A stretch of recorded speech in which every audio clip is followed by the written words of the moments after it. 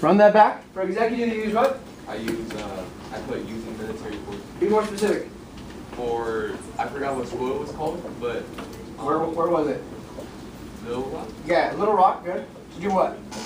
To stop the white people from assaulting the kids who are going Good. To force segregation. Yeah. Good, yes, please. Executive Order 8802. Executive Order 8802, what is that one? Jobs. Yeah, integration of jobs for the military industries. Good. Leslie, do you have them for me? I give you any of the branches. For legislative, I put the Civil Rights Act. Beautiful. Legislative, we got Civil Rights Act 57 and 64, and the Voting Rights Act of 65, yes? Good. Yes? For judicial, I put Warren's Court. Good. And most of the Warren Court is supporting the Civil Rights Act. What else can we put up here? There's other stuff. Brown v. Board. Absolutely. Yeah. McLaurin versus Oklahoma. No. Again, no. See, let me explain this. The UC system, yeah, affirmative action, and even this case is anti that. What that court case said, it's good to clarify because there was a misconception over here about it too. No, that's why it doesn't. Is that you see the Regents case? It says that quotas are unconstitutional. It's actually kind of anti-civil rights progress, and that's how you view civil rights. So, like in that case, a white person didn't get into Berkeley that was qualified, and that somebody who was less qualified in instead. He sued. The Supreme Court said, yeah, you can't let that person in just because they're not white, because in a sense that's backwards. So it said quotas, saying we need to have 20% black students, 20% Hispanic students. That's unconstitutional. You can use race as one criteria to let kids in, but not the only criteria in that sense. So that actually is the opposite. It's kind of a step back away from pushing minorities into college. Give me that regard. What else can we put up here? What other specific actions do the three branches of government take?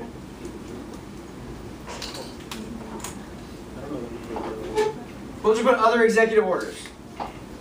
Eisenhower, what does he executive order to integrate? Military and the federal government. Was it military training? Was it? Yeah, it was. Yes.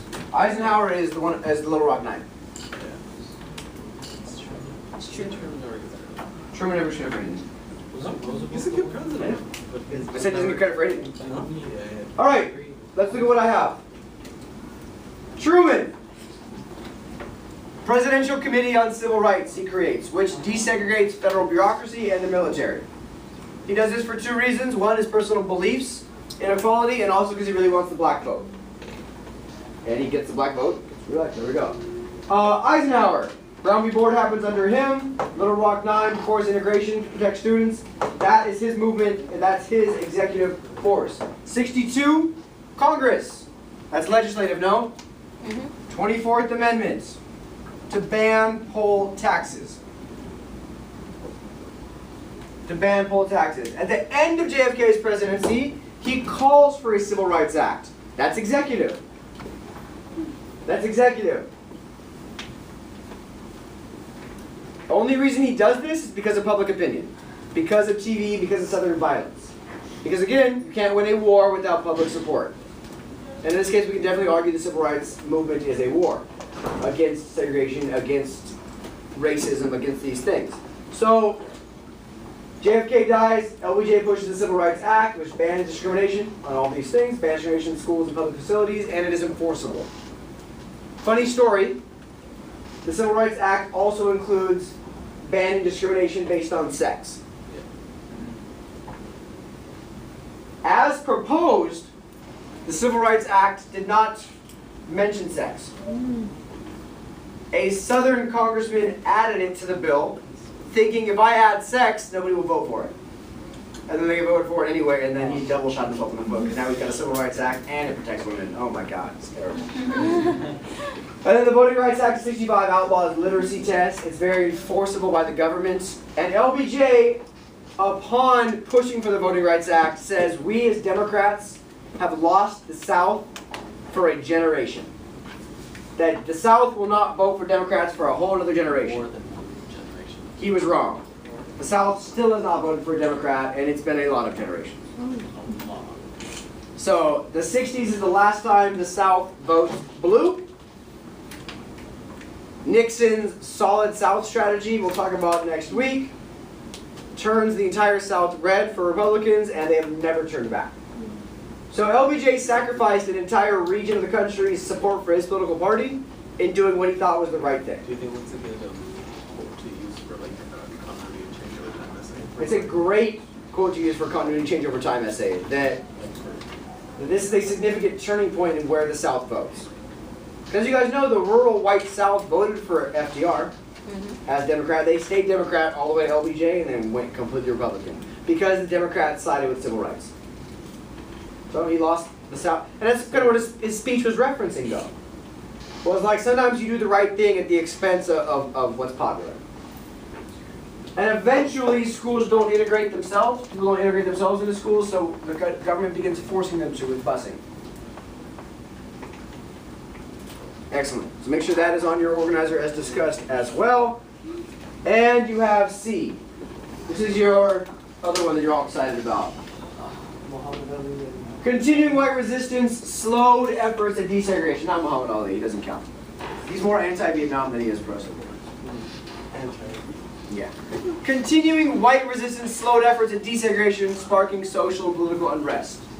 Debates among civil rights activists over the efficacy, good lexile word, efficacy or effectiveness of nonviolence increased after 65.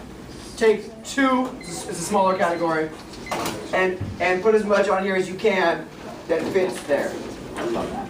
It's so good. I was wondering how you were going to bring it up because when I first heard it, Because it doesn't really, I know there's a bit, but like, yeah, it's fun. So petty. Malcolm X, all these things. And you know what's funny? The Hillary won't be the next Truman. Like the article says that like Home Cook's Cafe will open like Yeah.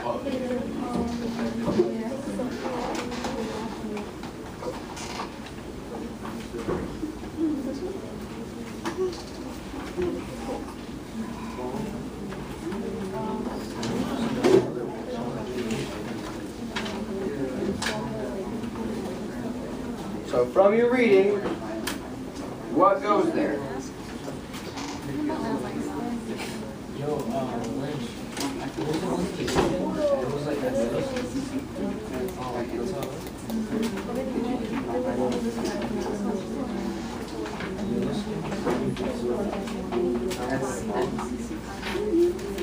They don't really. And they're not really talking about desegregation either. But segregation is much more a black thing than it is any other race thing. 30 seconds.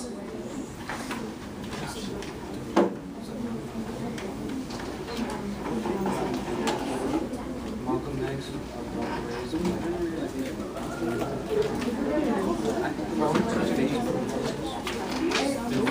There's a movie still. All of their here. All right. Ever, give me something. Malcolm X, yes. This debate over black nationalism. MLK is pushing for integration, desegregation. Malcolm X saying that's not going to work. It's kind of like the difference in Du Bois versus Booker T. Washington's approach.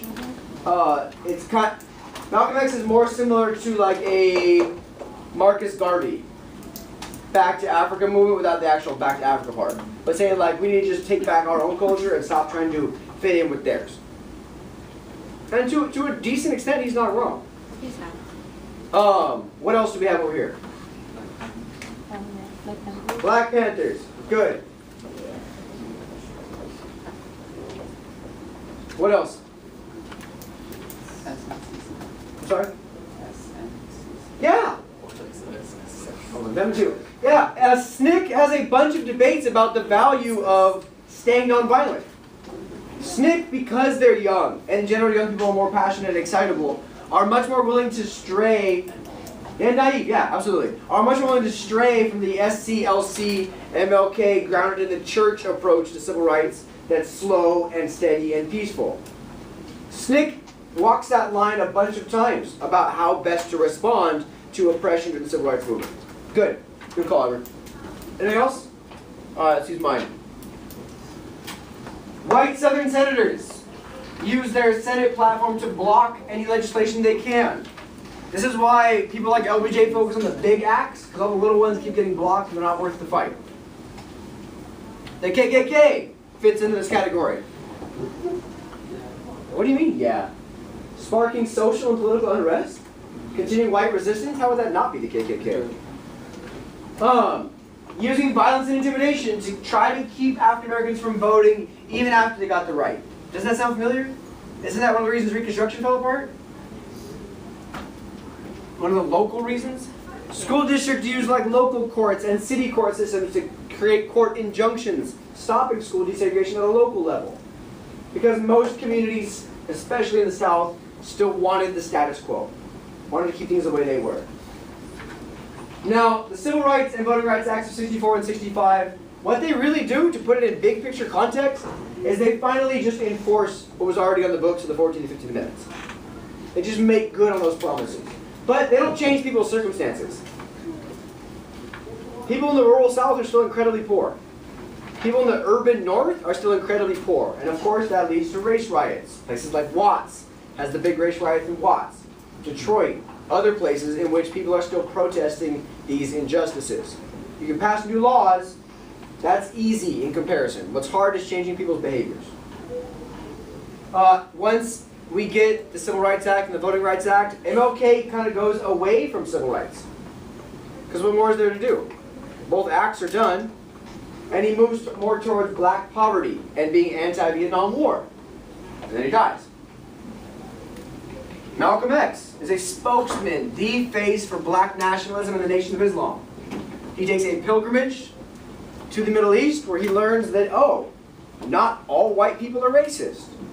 Leaves the Nation of Islam because of that, because that's their mantra, and they kill him for it. Because Islam is over. Because Islam. There you go. So he's more for use of violence to get their needs.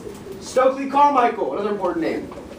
He's the leader of the Black Power movement, again, from the same vein as Marcus Garvey. Take your hood off, Marvin. And does not want to integrate with white America.